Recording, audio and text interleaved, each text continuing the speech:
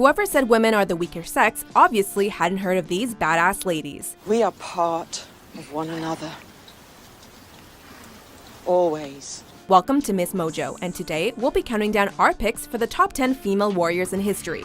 For this list, we're looking at women in history who were key players in battles. They might not have physically gone into combat, though a lot of them did, but they were at least great military leaders or strategists.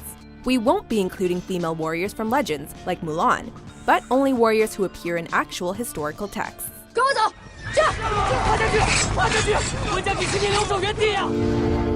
Number 10. Joanna of Flanders.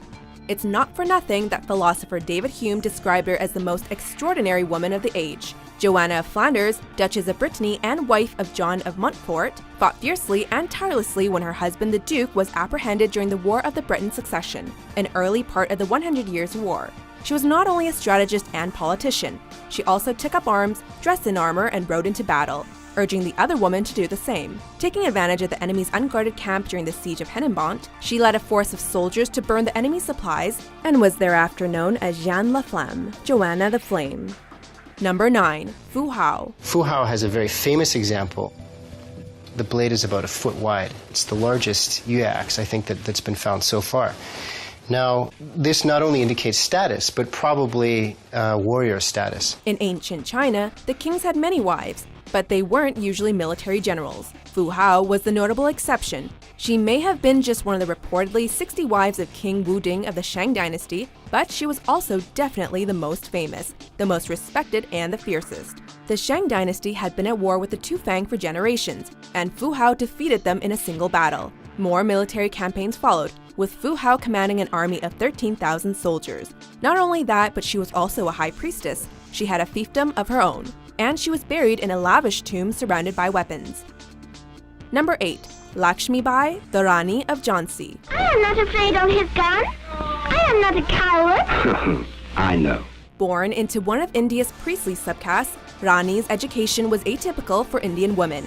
It included marksmanship, fencing, and horseback riding, skills which she put to use during the rebellion against the British occupying forces.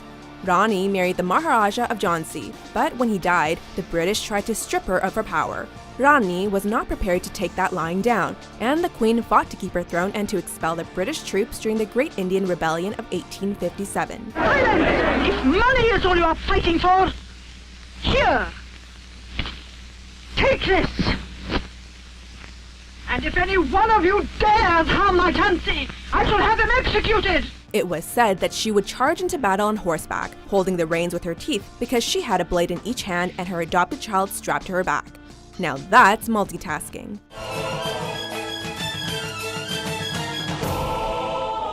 Number 7. The Trung sisters.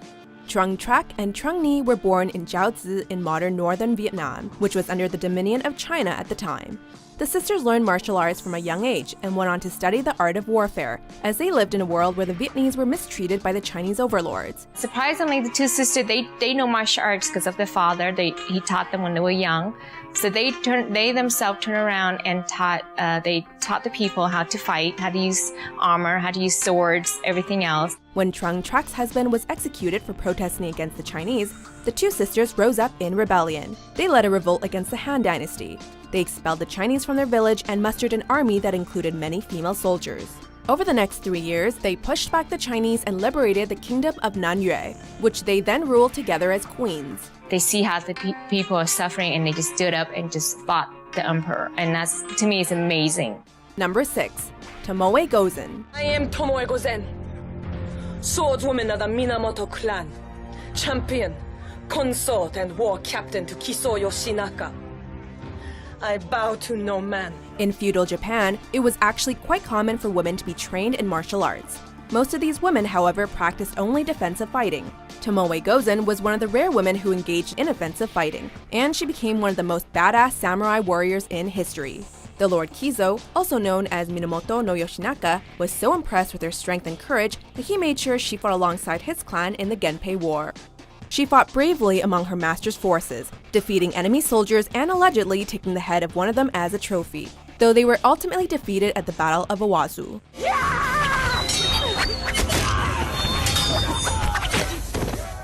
Number 5. Tamar of Georgia. Known as Tamara the Great, she ruled as Queen of Georgia at the peak of its golden age. Tamara was the first woman to rule Georgia in her own right, rather than as consort or regent. Think that was easy?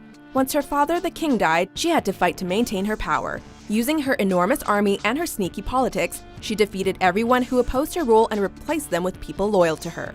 As queen, she continued to rely heavily on her military, using her powerful army to consolidate and expand the empire. Under Tamara's command, the Georgian army remained undefeated in battle for multiple years. Number 4. Artemisia I of Caria.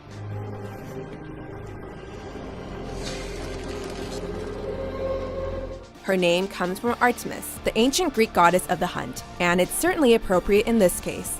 As queen of Halicarnassus, she made military decisions and commanded her navy in battle. Once these waters have been traversed, I will lead my force across the land. I will remind the cowards of Greece that we have not forgotten their insolence. When King Xerxes I of Persia attacked the Greek city-states, Queen Artemisia fought on his side and was an incredible asset. She was the only naval commander to advise him against the Battle of Salamis, a sea battle which was a colossal fail, and she has been praised for her leadership and quick thinking when the navy was forced to retreat. Her bravery astounded the men, and King Xerxes made sure to heed her advice in future endeavors. Which is more than I can say for any of you. Do you gentlemen find my command unreasonable? Is it too much to ask for victory? Number 3. Boudica. Your people and mine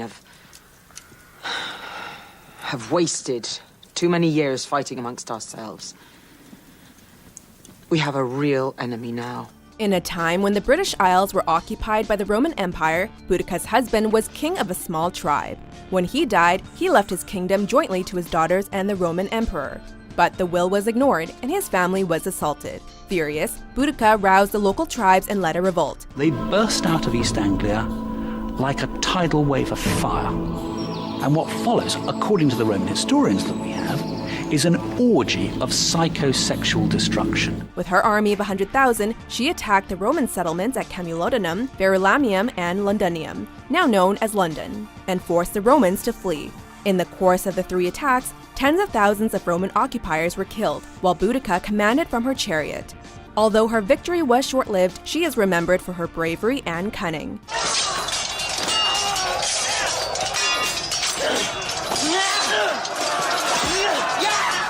Number 2. Zenobia.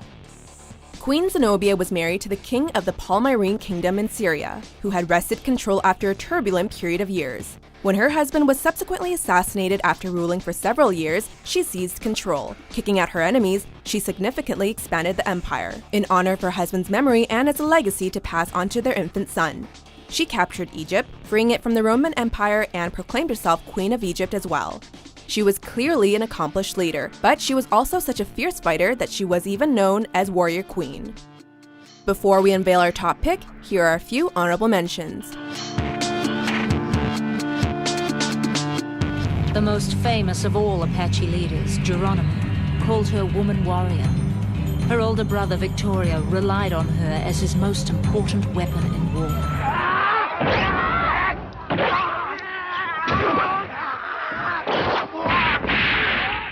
Number 1. Joan of Arc. Stop getting so angry about everything. Calm down. I am calm! It's God that's angry. Though she was only a teenager, Joan of Arc had a huge impact on the 100 Years' War. King of England, if you do not do this, I am the military leader, and wherever I find your men in France, I will make them leave, whether they want to or not. From a young age, she claimed to receive visions from God. The future King Charles VII decided to trust her divine knowledge and use it in the war. He sent her to join his army, granting her permission to advise the commanding officers, wear armor, and carry weapons and a banner. The noblemen commanding the armies believed that she was receiving visions from God, so they readily accepted her military advice. Bring up the reinforcements! Reinforcements? Where? Right behind us! Dunois with another 10,000 men! Whether or not she was actually divinely inspired can't be known, but the army was extremely successful while Joan of Arc rode with them. Sooner is better than later. Hey! Do you agree with our list? Who's your favorite female warrior?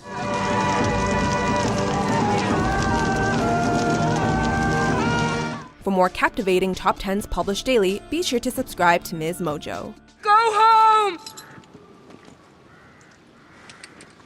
Go